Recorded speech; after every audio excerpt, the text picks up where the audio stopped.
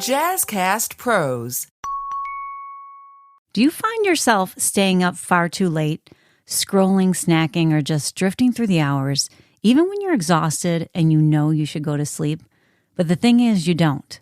Well, it isn't just you. We all do it. In this episode of the Doze Podcast, we'll explore the science behind revenge bedtime procrastination and why it's less about laziness and more about control. We'll break down the mental loops that keep you awake and provide you with some practical, simple shifts that can help restore both agency and rest. This conversation is about understanding why you rebel against your own bedtime and how to reclaim power over your nights without losing the sleep that you need.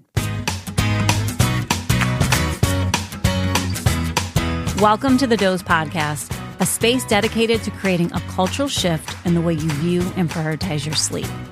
I'm your host, Soda Kuczkowski, certified sleep coach and founder of Start With Sleep, a global sleep health education platform offering coaching, consulting, and home sleep testing, and founder of The Doze, a lifestyle brand of sleep-enhancing products and personalized sleep kits. Together, they provide the tools and education you need to transform how well you sleep. So whether you're a wellness leader, a parent, an educator, or an entrepreneur, this space serves to redefine rest as a form of personal power and collective well-being. Now picture this. It's 11:30 at night and you are so done for the day. Tomorrow's wake-up call is already hanging over you, yet you reach to open your phone. You know you're tired, your eyes are heavy, you have an early morning, but instead of going to bed, you're on your third TikTok spiral, maybe telling yourself one more episode on Netflix won't hurt you. Or you haven't even made it to bed because you're halfway through reorganizing your bathroom drawers. You know you should be sleeping, but something inside of you says, not yet. You know it'll cost you tomorrow, so why do you still do it? Now, this is not to place judgment because I've been guilty of this too. When you spend the entire day taking care of everyone else, it's tempting to carve out a little time just for yourself at the end. I often make the joke that I'm a full-time assistant to my daughter, Ryan, but honestly, that's exactly how it feels sometimes. The endless details, the mental checklists, the reminders on repeat, it can be overwhelming at times. Parenting has a way of filling every corner of your brain.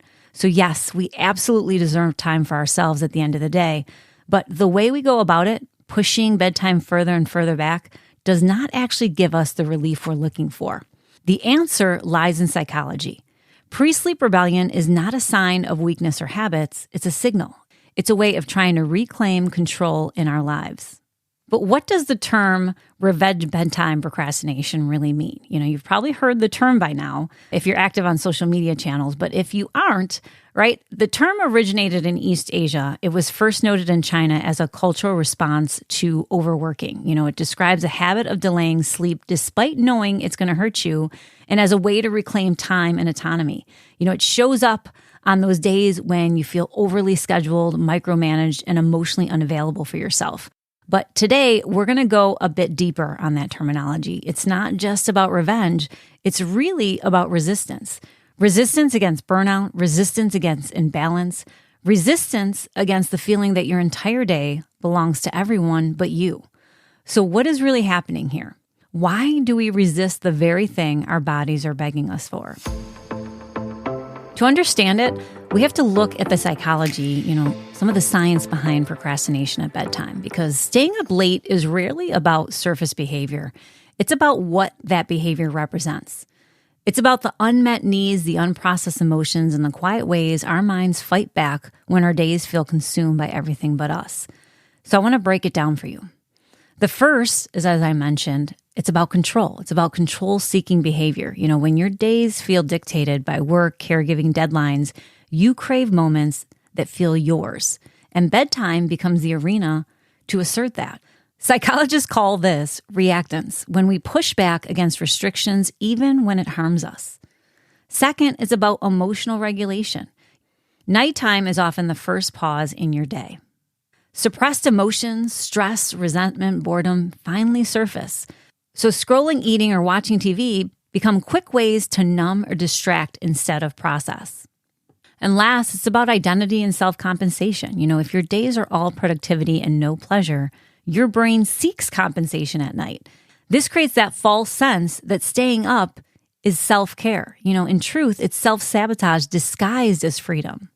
So once we understand the psychology behind procrastination at bedtime, the question is, why do we keep doing it then? Well, for many of us, staying up late becomes a kind of coping mechanism. During the day, your time feels pulled in every direction by work, family responsibilities, and that endless to-do list. But when the day finally ends, something inside of you pushes back and says, now it's my turn. Scrolling, binging, gaming, snacking, these are not random bad habits. They are micro acts of resistance.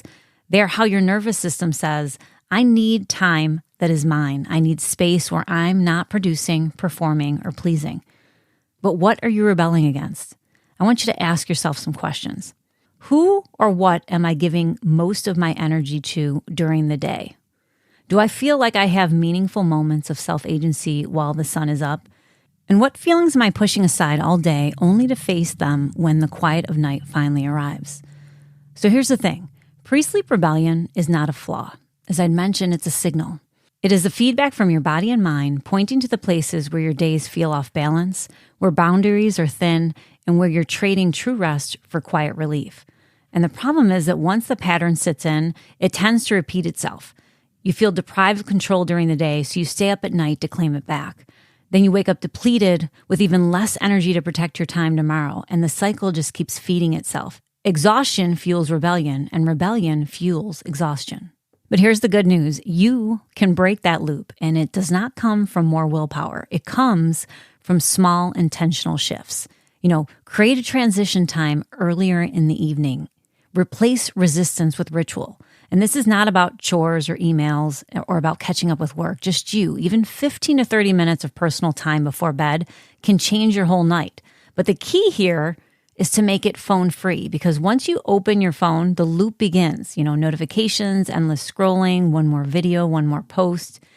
And I have some things that you can try instead to help you break that phone loop. First is out of sight, out of mind. Leave your phone in another room or charge it away from the bed. Use tech against tech. Set up app timers or do not disturb mode so your phone doesn't pull you back in. This is something that I've done for quite a bit of time. I have do not disturb that starts at 8 o'clock. So not only does it change to night mode, so it gives me that amber filter on my screen, but it also blocks out any notifications from coming through. So if I do choose to kind of go in and take a look at, any of my social media channels, I can, but it also prevents, notifications from my emails or things that, could make me feel like they're pressing, or it'll just take a moment, to jump into them. So I make sure that I cut out all of that noise so that I'm walking away from the technology at that time. And last, swap the scroll. Keep a book, a journal, or a puzzle nearby so your hands and mind have something else to land on. Something to prevent you from defaulting and picking up your phone. The thing is, the phone is not the enemy. The endless loop is. Once you fall into it, you lose your night. Breaking that scroll cycle is the first step to reclaiming your evenings. And the trick is not just to cut it out entirely. It's to give your brain something else to do. Replace the scroll with a ritual that feels good and also supports your rest. Some things you can try are, first, using a calming scent with a diffuser, right? A sensory experience. Second is listening to soothing music or a guided meditation. Or connection, sharing a quiet moment with your partner, your kids, or your pet. And last, creative play, and this is where reaching for a coloring book or knitting or sketching, doing something else hands-on. These small swaps turn rebellion into restoration. The next thing I want you to do is I want you to think about how to add small doses of joy into your day.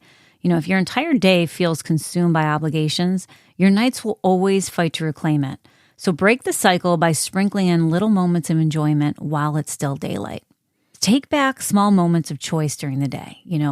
A quiet walk, an uninterrupted lunch, 5 minutes of journaling. Tiny choices during the day mean your nights no longer need to fight for freedom. Let boundaries be the rebellion, not bedtime. Protect your energy before the night gets away from you.